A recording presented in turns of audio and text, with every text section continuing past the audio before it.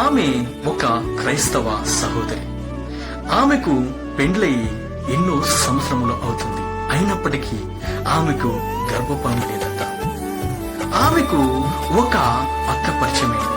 ఆ అక్క ఇలాగా ఆమెకు చెప్పిందట, మాకు రొట్టెల పండగ జరుగుతుంది, అక్కడ సంతానపు రొట్టె కూడా ఉంటుంది.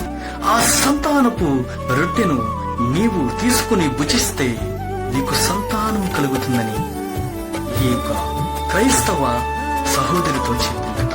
అయితే ఈ క్రైస్తవ సహోదరి రొట్టెను భుజించిందట. ప్రియ దేవుని బిడ్డలారా, ఇట్టి విశ్వాసాన్ని నమ్మి ఆ సహోదరి రొట్టె భుజించటం దేవుని దృష్టికి అనుకూలమైనదా?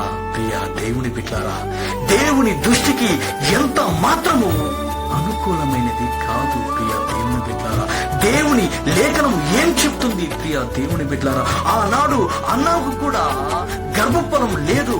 అయితే ఆమె ఇలాంటి విశ్వాసంలోనికి పోయిందా? లేదు.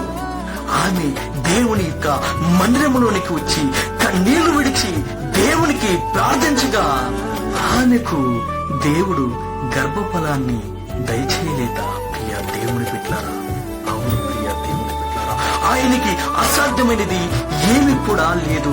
ఆయన ఏమైనా చేయగలడు. ప్రియ దేవుని బిడ్డలారా, గర్భ ద్వారాన్ని ముయ్యవాడు ఆయనే. గర్భ ద్వారాన్ని తెరిచి గర్భ ఫలాన్ని ఇచ్చేవాడు ఆయనే. మనం కేవలం ఆయన యందు విశ్వాసముంచి ప్రార్థన చేస్తే ఆ ప్రకారమే ఉందుముగాక. ఆమేన్, ఆమేన్, ఆమేన్.